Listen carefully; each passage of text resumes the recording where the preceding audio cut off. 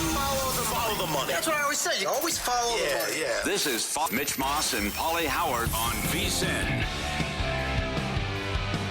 Here we go. Welcome in. It is Follow the Money on VSiN, the Sports Betting Network. Mitch Moss, Pauly Howard, live downtown Vegas. Circa Resort and Casino is your spot. Today is going to be a good day. Very solid guests. As always, been a strong week here on the program. Pat Forde out here in Las Vegas for Big Ten Media Days this week, coming up in 30 minutes. College football with him. And Adam Rittenberg will join us in an hour. Same deal there. The great Matt Vasgersian on tonight's Major League Baseball card in 90 minutes. And Scott Sanders has basically been listening or watching VSiN since day one. He just got back from a vacation with his wife in Bora Bora. The reason why he went there, he said that if his cross-sport parlays come in after the NBA Finals, that he was going to take her there. Man of his word, went, popped him for a lot of money. He's also made some really deep survivor runs here at Circa in previous years. So that's going to be a fun conversation coming up with him at that time. How you feeling here on a Friday? All right. Feel good. Getting close to the start of the NFL season, and it feels good to be a part of the Mariner bandwagon as well. It's hoping they make a move, and they win a game, although it was a high-wire act in the bottom of the ninth. Then we got Woo going today. Well, okay, so what kind of slice of the bandwagon do you have? Are you just going to root him in for me? I got him. I'd like to see it. Okay. I mean, Thanks, buddy. I'll take it. Not a lot of success since the Boone days, if you want to go back, Griffey, whatever. But I just think, never been in the World Series? Yeah, I think it'd be great if they made the playoffs. And also you get waste this great pitching that you've had the last couple of years. So it's nice that they're the first team to make a move. And if you buy the reports, they think they're number one to try to get Suarez, which if you can get Naylor and Suarez to help out that offense, that's big. Now, what do you think of that, by the way? So they would do it in two different deals, because a lot of the talk leading into like the deadline before yesterday was, here's the attack. They're going to try to get Naylor and Suarez in the same package, and then it comes down to basically like how, they have an unbelievable farm system. Mm-hmm. So how many of those guys do they want to give up for both those players? They did not approach it that way. And as soon as the deal was made yesterday and they acquired Naylor, the reaction, well, for me and I think many others, was, oh, really? Naylor, that's great and all, but why not Suarez? But as soon as it happened, it's like, yeah, even though they got him, they're like the front runners to still go out there and try to at least engage with the Diamondbacks to try to reunite with Gino Suarez. Yeah. So multiple people are reporting that. So that's great. And I'm not a prospect guy. Farm system, who's got this, who's got that. But that would be, if you get the deal done, that's huge. And again, the Yankees are reported to be right there in the discussion, but if Seattle can get both guys, that's big. And I know the same thing you said yesterday. If you want to be a player here and get this done, don't screw around and mess around with the Angels. So first things first, you get that big win last night. It was also a nice win if you had first five with the 3 spot in the top of the fifth, and now you got Woo going today. So take 3 out of 4 here on the road. So here's the deal again, and the Yankees acquired Ryan McMahon today. That doesn't really move the needle much for me, although in that ballpark, I guess it could be somewhat decent, and they are desperately in need of help on the hot corner. Other teams are as well. Buster Olney wrote about this today at ESPN.com. Everybody knows at this point it could come down to a bidding war for Suarez, but he points out and basically asked the question, could the Mets go after Suarez? He thinks it would make sense for them. They need help at third base. The Astros are in the market for a third baseman as well. What he was writing basically suggested it would be the next tier below a guy like Suarez or maybe even like McMahon. But we've seen this with Houston before. They don't screw around, and the Mariners are in their own division. I could actually see a scenario here where the Astros tell themselves, well, we don't have to break the bank here or give up the farm to get a guy like Suarez, but what if we go out there and get him, meaning the Mariners don't get him? Yeah. So that could kind of be a big deal as well. And then what are the Cubs going to do? Are they going to remain, will they be stagnant? Will they be active? And the Twins are evidently going to be, we're talking about Duran, Jax, Bader, Castro, Paddock, maybe some others as well. I don't know if Joe Ryan's going to get moved. Well, the guy who covers the Twins, Suhan, for the local paper, beat writer, made a good point about, look what the Tigers did last year. They moved people at the deadline. They thought they were out of it. They lost games after the deadline, and then the huge ticket that cashed as they rallied to make the playoffs and played unbelievable ball down the stretch. He says Minnesota has the pieces to do that, and he wouldn't sell. He's making the case about, hey, you can do this. Even look what the Tigers' record was after the deadline, and then what happened there. That still a couple games under 500, you could pull that off. So I think he'll be wrong. I think they will trade people, but it's an interesting point that he brought up about what he thinks Minnesota should do. And I think that was an interesting game last night in St. Louis. That I now have the Cardinals 12-1 in Sonny Gray home starts. Darvish was horrible. Again. Horrible start by Darvish. Are you going to move Cease?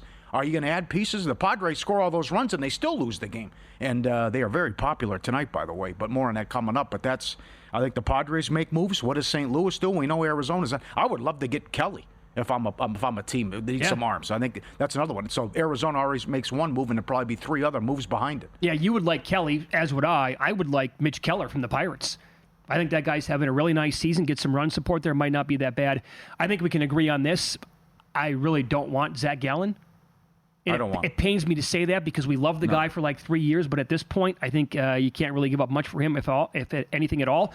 But I think this week, Pauly, is such a big deciding factor here for the Padres' future, like this year and beyond. Because how active are they going to be? You're talking about moving Cease. We've had that conversation this week on the show. What are they going to get if they move Cease? Because you can't go to war with Darvish right now. Yeah. Maybe it's going to take him.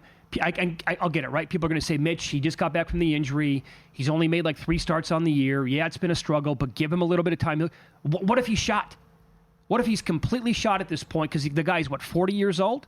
And you tie that in with Cease, who I don't trust for a second. I don't know if you can take the Padres seriously with 2 of those guys in the rotation. Yeah, fair. They have to bank on both those guys basically turning it around and Michael King coming back to be healthy. Yeah. I don't know.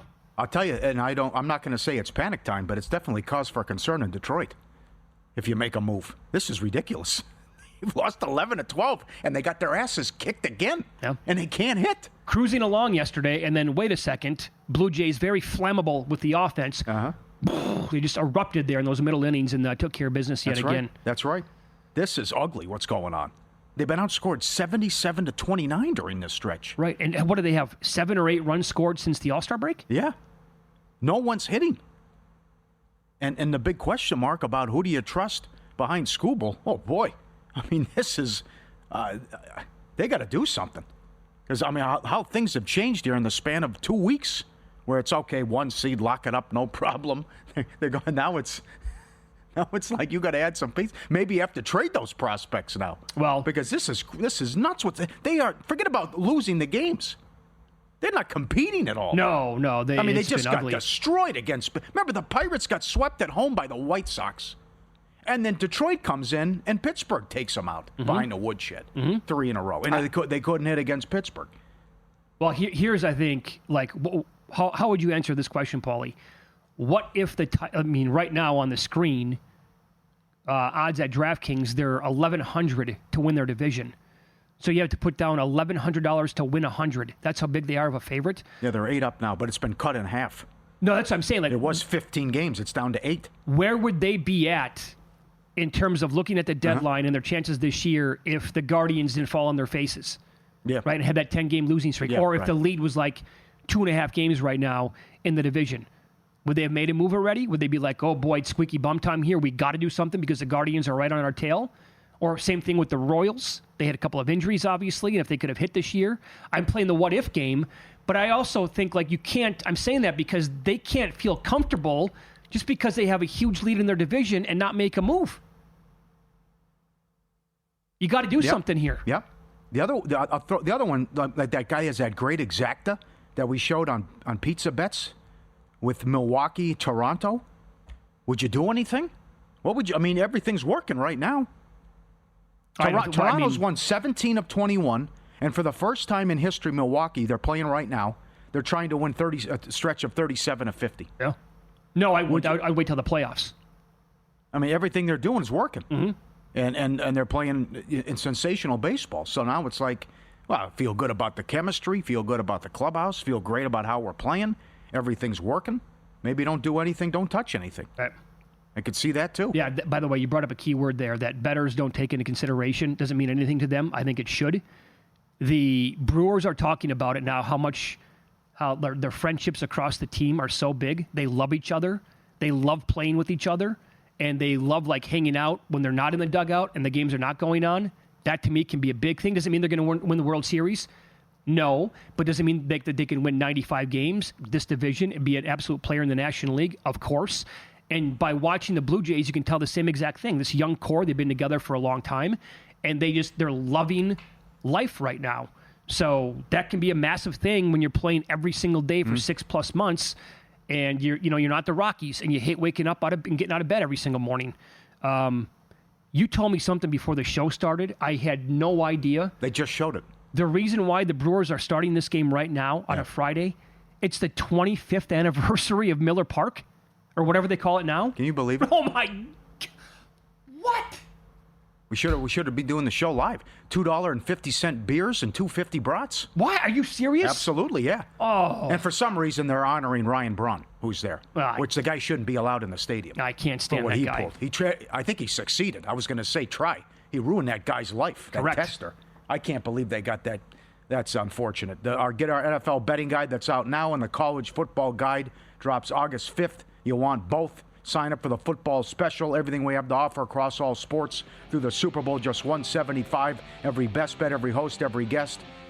Full access to the analytics, the tools, and the pro systems. It expires Thursday. VSiN.com/subscribe. Lock it in, $175 through the Super Bowl. What a deal. All right, we'll tie in what Charch said yesterday about Mike Evans and what Baker Mayfield said this week about Emeka Egbuka next.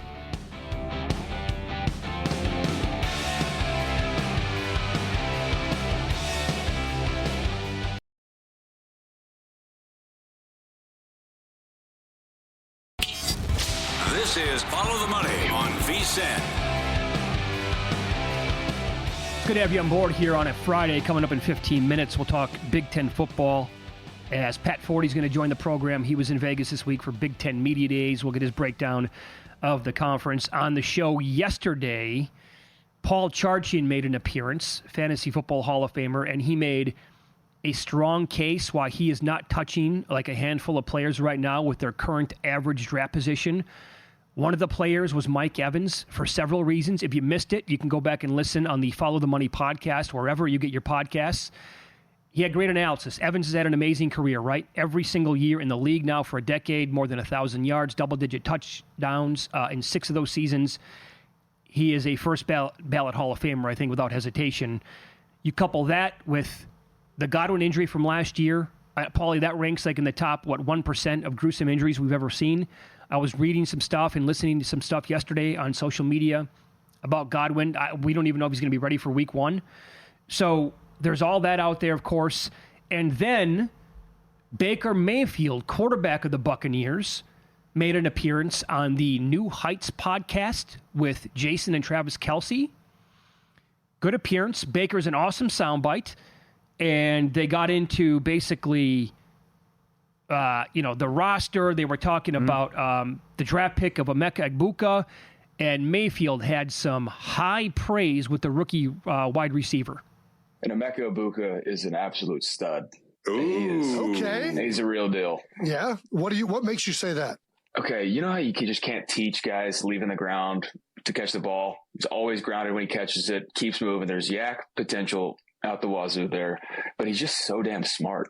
I mean, he's willing to block, willing to do everything we ask him to do. But then, I mean, we can plug and play him at any of the 3 receiver spots right now. Yeah. It's pretty exciting. Hell yeah. I mean, if he can go up and get a ball and he's smart, that I don't know what else you want in a receiver.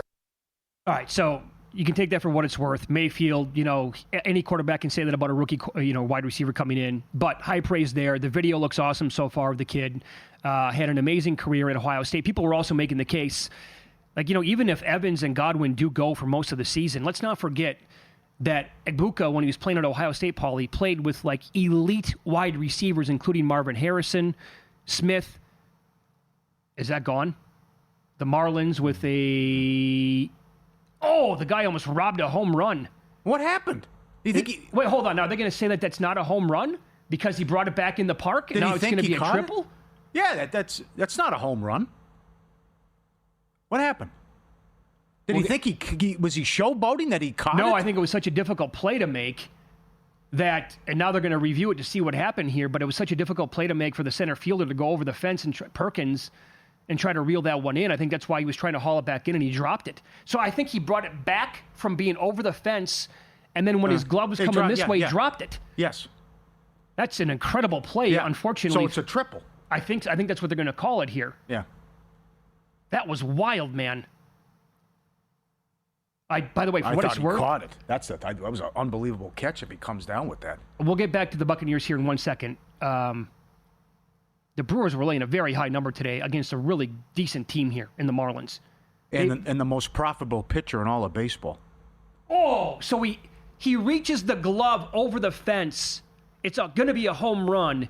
He catches it, but then the glove hits the top of the wall. Look at that. Oh, my God. And then he's bringing it back in. It drops out of his glove. The ball's bouncing on top of the wall, and it comes back in the park. What are they going to call here? Got to make that play, Mitch. Yeah. How does it come out of the glove? That's unbelievable. So they're going to review. This is going to take 5 minutes. As I was going to say, though, about the price, most profitable pitcher in baseball, Quantrill, going for the Marlins. They're 11-8 in his starts. He's up 10 units. Yeah. And they've been really good for 6 weeks now, probably? I take Joe, push him to the side because he's out for the season. Detroit was 9-1 in his starts. Valdez, number 2. They're 15-5 when he starts, and then Gray. So Quantrill going today for the Marlins, and Freddie was over $2. Yeah, big number there. Okay, so anyway, Agbuka put up great numbers in Ohio State in an offense littered with other phenomenal wide receivers. I do have one bet already in this market to win Offensive Rookie of the Year. It was on Tyler Shuck the day that Derek Carr, basically, we knew that he was going to retire and not come back to the Saints. I bet him at, I believe, 20-1. I added Agbuka last night, 50-1. That was at the Westgate here in town. For those of you in states with Circa, it was also 50. It looks like that's down to 45-1 now. He is lower at other books, but I thought at 50-1, when you tie in what's happened in the last 6 to 10 years. Now, usually this is going to be a quarterback award. We get that. But I think there's an angle here where none of these quarterbacks really pop this year as rookies, including Cam Ward. Garrett Wilson won it 3 years ago. Jamar Chase won it the year before that. Now, I don't expect this kid to put up Chase numbers. He had basically a Randy Moss-type rookie year, 81 for 1455 and 13 touchdowns.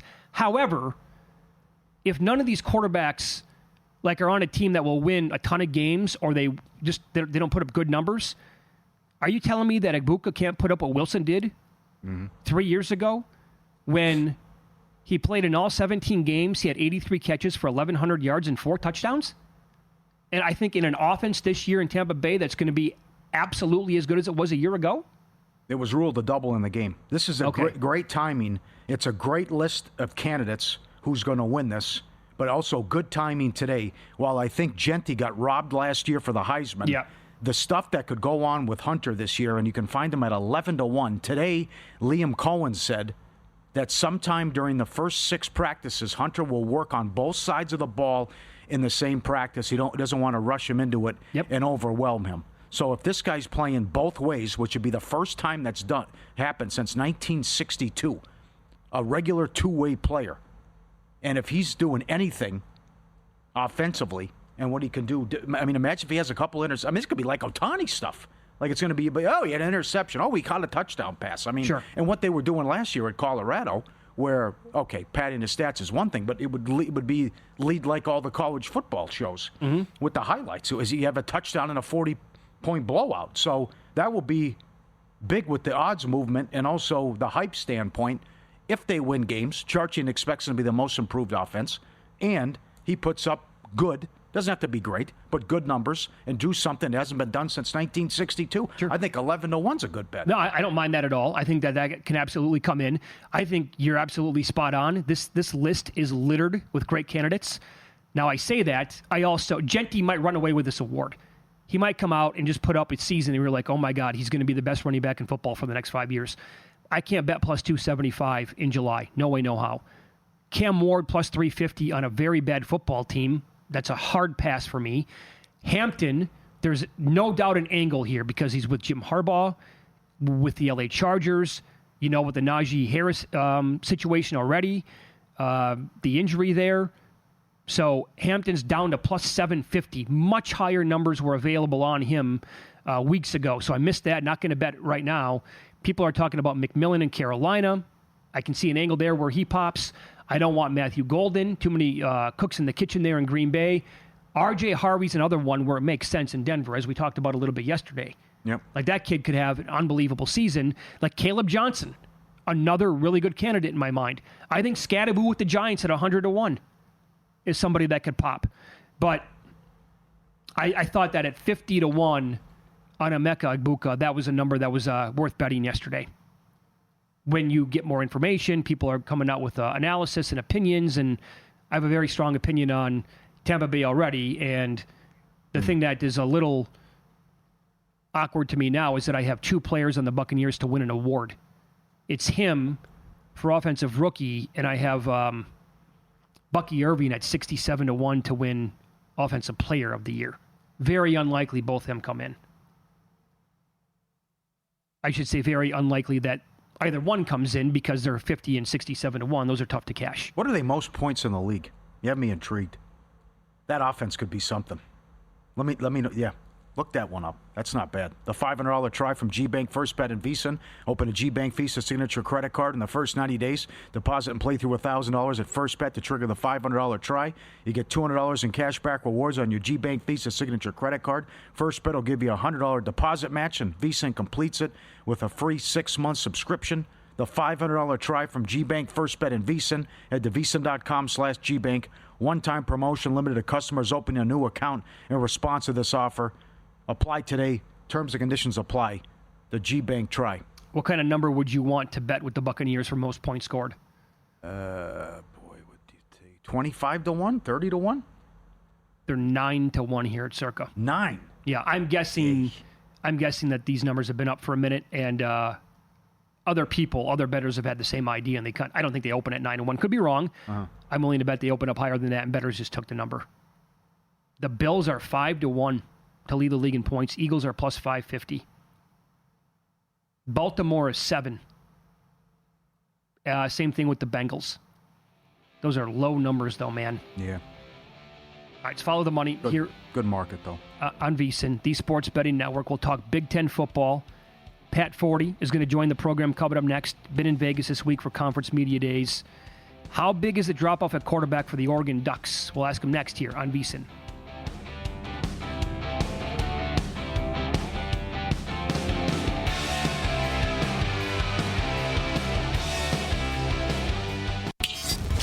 This is Follow the Money on VSiN. Big Ten Media Days were this week out here in Las Vegas, and Pat Forde was in town covering. He is one of, if not the best, college football writers in the entire country. He was here with Sports Illustrated, and he is kind enough to join us now on the Progressive Guest Line. Pat, good afternoon. Thanks for the time today. How are you? Hey, I'm doing well, guys. Enjoyed my time in your city. I'm sorry we didn't get to see each other face to face. No worries. Things get out of hand once in a while, and obviously other obligations come into play. When you look at the top of the odds board to win this league, there is like one tier in it with 3 teams, Ohio State, Penn State, and Oregon, before you get a drop-off with Michigan at around 8-1 to win this thing. I want to begin with the Ducks because everybody's talking about Penn State and Ohio State, rightfully so. In your opinion, how big is the drop-off from Dylan Gabriel, who was like a really fantastic college quarterback for several years at multiple programs? How big is the drop-off here for the Ducks from Gabriel to Dante Moore? That is the huge question, because you're right. Dylan Gabriel probably a little bit underappreciated through his college career because it was long and very illustrious and very productive. And he did lead him to the Big Ten championship last year. Dante Moore, excellent athlete, probably a better like pro prospect kind of quarterback in terms of arm strength and everything else than Gabriel, and height, but got to prove it. Got to show it. Everybody loved him in high school. We just haven't seen enough to know. I think Will Stein's offensive coordinator is really good and will have a user-friendly system for him. And Oregon has a lot of talent to put around him. Now, they did lose Evan Stewart, their receiver, to a summer injury, and he's likely not going to play this year. That's a big blow. But, there's certainly high hopes for Dante Moore, but like a lot of other quarterbacks going into this season, got to actually show he can do it. Yep, totally agree with that. So what is your pecking order at the very top, by the way? Do you think this is the year for Penn State? Because overall, and I think most people think this, like their roster probably has the edge compared to Ohio State. The most dangerous thing I could possibly say is, and I'm going to say it, I think Penn State can win the national championship. Wow. Which, given their history of not winning the big ones, and James Franklin's kind of tortured history in that respect, it's out on a limb a little bit. But if you look at the roster, you look at the experience, you look at the staff, this is the year to do it. Especially, I think, vis-a-vis the competition out there. You know, they did the same thing Michigan and Ohio State did, which was to retain a lot of very good, like fourth year, fifth year, kind of third year, fourth year kind of guys, keep them from going to the NFL where they would have been maybe second round, third round picks, get them back in school and build around that. And that's how those two teams won national championships in 23 and 24. And I think they followed that formula. They also picked up Jim Knowles, defensive coordinator from Ohio State. And we'll see if Drew Aller can take that next step. He's really talented. He's been productive. He just has a habit of making big mistakes in big spots. And if he can get over that, and he might, then I think they're the team to beat. Very good. What was the feeling about USC and what they're going to look like, not only this year, but I thought about the future, because I thought when Riley took the job, they were going to dominate the Pac-12. Pac-12 goes away. Now they were a disaster last year, and now they're 25-1 to win the Big Ten this year. Yeah, I mean, you know, the Riley tenure has been so far a waste of money. Yes. You know, he has not delivered, but that we'll see. They're recruiting extremely well for next year at the high school level. Like, they're killing it in the state of California, which they probably should have been doing the previous couple of years. So they're looking good from that standpoint. They do think that this roster is in good shape, that they're going to be better at the line of scrimmage on both sides. They like their coaching staff from that standpoint too. And, you know, optimism always springs eternal at this point, but, you know, on paper, I think they should be a top 25 team. Certainly not a team, you know, that struggles to win any games in the league. You know, last year they were quite bad on the road, and just a big disappointment. They should be better than that. Okay. And what do you expect out of Indiana? I think they're going to be good.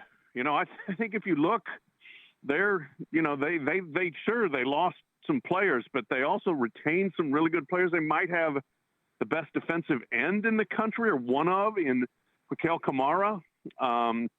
They've got an elite defensive back. They've got, I think, an upgrade at quarterback in Fernando Mendoza, who transferred from California. Curtis Rourke was good and good in that system, but he was totally immobile behind an average offensive line. And Mendoza can at least move. And if you don't have a sitting duck at quarterback, that just makes you so much more dangerous, I think, offensively, and they'll have that. So I think Indiana could be a playoff team again. Wow. Oh, strong. It's Follow the Money here on VSiN, the Sports Betting Network. Our guest, Pat Forde. You can follow him on X @byPatForde. Covers college sports for Sports Illustrated. Are you going to say the same thing about Michigan? Now, they finished strong last year. The quarterback play made them unwatchable for the most part. Are they going to be good enough at that position? Do you think they actually squeak into the playoffs? I don't know. You know, I would not say playoffs for Michigan. I still think that's at best, probably 15 to 25 team. They had a lot of really good defensive players still on that team last year, and they'll still have good defensive players, but not the level that they showed. I mean, they had a lot of guys drafted first, second round off that defense, and so I don't think they'll be as good there. Offensively, they can't be worse. Quarterback play has got to be better. It was absolutely atrocious. They were pretty cagey. Sharon Moore was pretty cagey about that with Bryce Underwood. He said, we have no starter. You know, it's an open competition. So we'll see. You know, Underwood's fantastically talented. He was, you know, an early enrollee who went through spring. But, you know, how raw is he? How ready is he to step up and lead an offense? That's all TBD. Okay. You've done not only a great job the past few weeks, but especially this week, highlighting this rivalry now, as it turns out, with the Big Ten and the SEC, where 3 times Franklin referred to the SEC as that other conference, and then the Big Ten saying we definitely deserve 4 auto bids, comparing it to the NFL with the grind and the depth and also the travel. What do you think now? Are we going to stay at 12 teams now and the SEC won't go to 9 league games? What do you think happens? It is interesting. And James Frank and I was, listening to him, I was like, he's purposefully not saying SEC. And, I wrote about it, and I don't know whether you saw Greg Sankey on Twitter put out something that said, welcome to that other conference. And had like the SEC logo, but it said TOC instead of SEC. Mm-hmm. So I think Sankey's leaning into this a little bit. Like, fine, you guys want to chirp? We'll chirp with you, and then we'll see who wins on the field.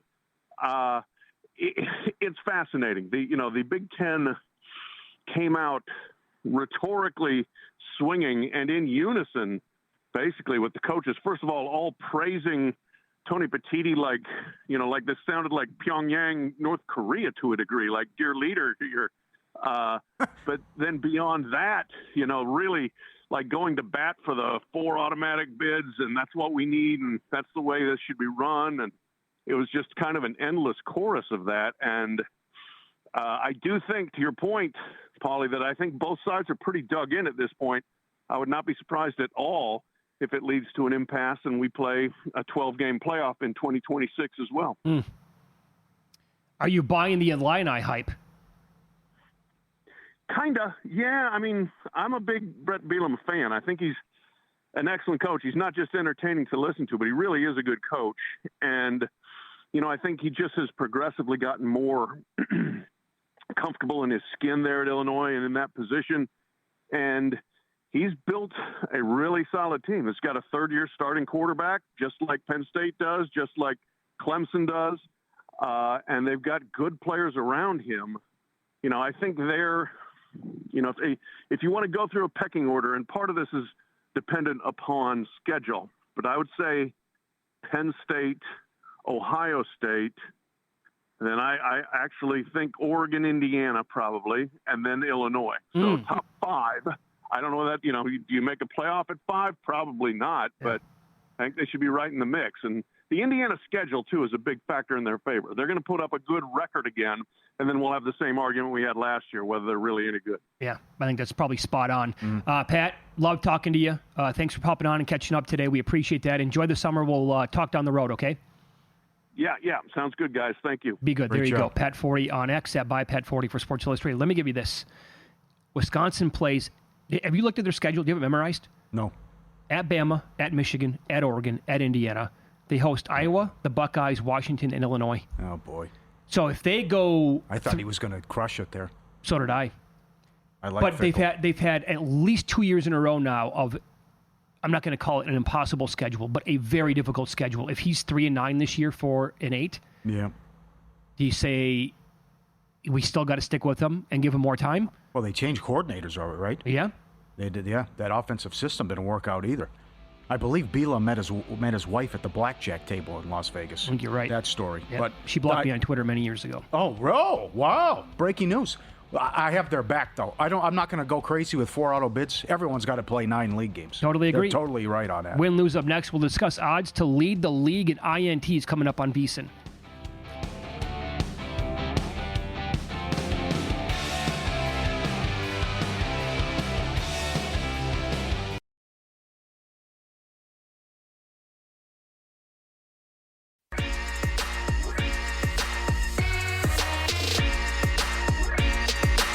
Win Some, Lose Some is sponsored by the Sharp Plays.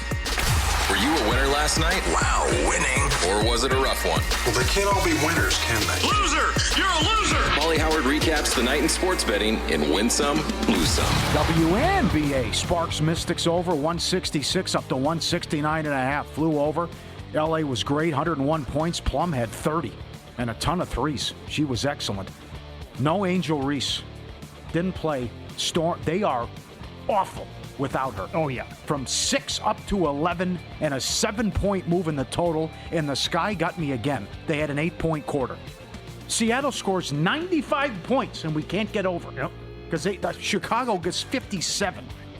An 8-point quarter. Oh, my aching ass. But here's the thing, Pauly. That's commonplace in this sport. And that's why you got to be careful with this stuff. because you will watch a 4, a 6, a 7-point quarter a lot. Yeah, first quarter was great.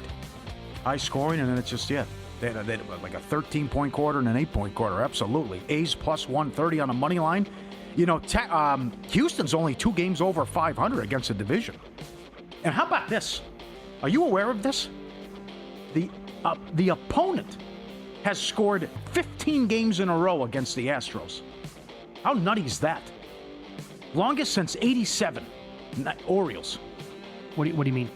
The Astros have trailed 1-0 15 games in a row. Oh, I'm sorry. So the opponent has scored first. Conceded, however you want to say it. Conceded, okay. Yeah. They've conceded first 15 games in a row.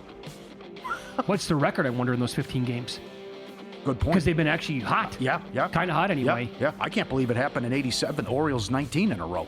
So that's in play again tonight. And the Mariners plus 125. They get it done. Subscribe, be part of the team, vsin.com, our radio and podcast friends. You always want to see these tweets and videos at Pauly Does Vegas on Instagram. Thanks to our new friend Karen, who does a great job and sends them in every day. Karen, Mark, Winky Dunk, Dan, everyone, Chris. What is this, a pet bear? The bear comes in your pool. Go ahead, sure. Bear just jumps in the pool, and it's like, all right, go for a swim. What am I going to do? And they open up got Cubs involved and everything. Right? Oh, they let him in. Oh, okay. Trying to break into the house. In, right, yeah. So he's been... Shows up on a regular basis. I think the caption there said that the same bear has been coming back. Now you have multiple there, too. Yeah, right. There's the big fella, yeah. When they were smaller cubs, and boom, here we are. Wow. That is excellent. I find that fascinating. Like every year up in Lake Tahoe, bears will go into the lake with like hundreds of people there.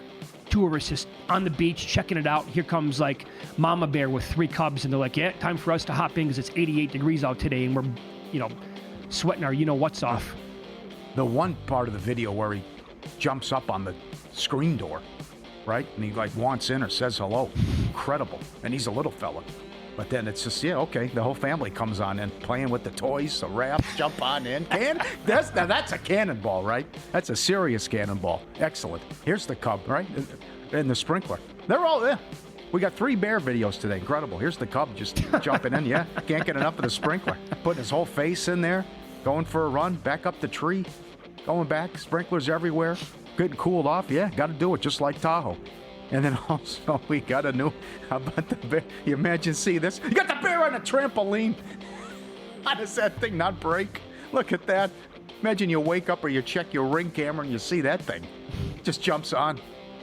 That is a big boy. Yeah, yes. How would he know how to do that? He jumps up and he get a little exercise, a little cardio, feeling good. That's beautiful. Oh, I can't beat it. Should I name him on air? We have a lead, lose some. We have a leader in the clubhouse now for the most outrageous ATM fee. Should I name it or no? Ooh. Not name it? I'll wait. I'll lean towards not naming on air, but it's up to you. Should we leave it up to the viewers? Well, they're going to say yes 100%, okay. But... I was there the other day. Go to $11.50. Non-strip club. This is the biggest ATM fee I've ever seen non-strip club. I recently had $11.99. You did it where? Casino? I think it was out here at a casino, yeah. Oh, okay. I stand correct. I thought $11.50 was the highest. It was $11.50 at a casino. Yeah, I thought that was the leader. You can top that. Yeah, I had $11.99 recently. And, yeah, I think it was out here in town. Yeah. Oh, wow. Isn't that fun? That's outrageous. To get that is your absolute money, extortion. Your hard-earned money out of the bank that you're trying to be safe with. I need a little bit here, right? Oh, by the way, we're going to ding you for $11.99 on top of it. What? Gun in a ski mask. Yeah, I mean, that's Polad. That's your guy. Not my guy. Right, from Minnesota, the owner of the Twins. Yeah. Long-time owner, anyway. Huh? It was him, right? He created the idea? That's what the sports pig used to always say. Ray, rest in peace. Well, I'll go with it and pretend that he's right with that. That son of a gun invented fees, and he complains about payroll. And look at that's like straight to prison. Yeah. Come on. Yeah. Look at this one. The bulldog here trying to get it done. Jump from the chair to the couch. A long journey. And he just can't. He goes lays down half and half. He goes half and half. Where it's come on. Turns it into a bridge? Yeah, the struggle of the English bulldog. He turns it into the bridge. Look at him with the paw. Buddy, it's not that far. Just jump. Oh my God. Come on, jump. You can do it. It's not far. He's a little scared. Can't do it. Well, first of all, am I looking at Game of Thrones, the final season? I can barely see it. It's so dark. Yeah, right. That's true. Yeah, he gives up. That's lazy. I'm not going to do it. Wow. Yeah, that's awesome. All right, we'll put those up later. Pauly Does Vegas on Instagram. Good mix as always. Strong. For the line moves, sharp plays already there. They don't follow the market. They help shape it. You're not going to outsmart billion-dollar books or full-time sharps all by yourself. With the sharp plays, you don't have to. Backed by advanced AI, connected to trusted insider sources. They deliver the kind of edge serious bettors count on every day. Free reports, real-time alerts, market-moving insights straight to your inbox or X feed. Isn't some side hustle. They've been doing it since 2011.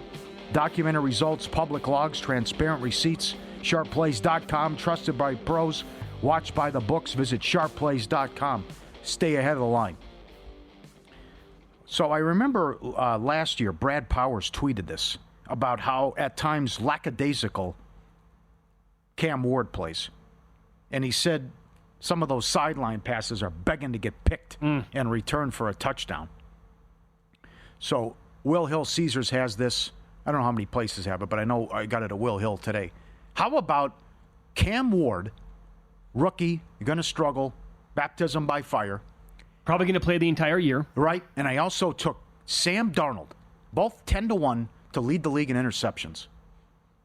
Darnold has been awful and a major disappointment other than what happened last year, but most people are giving O'Connell credit for that, and rightfully so. And then we saw Darnold turn into a pumpkin at the end of last year and how it ended. I could see Darnold struggling again, turning it over.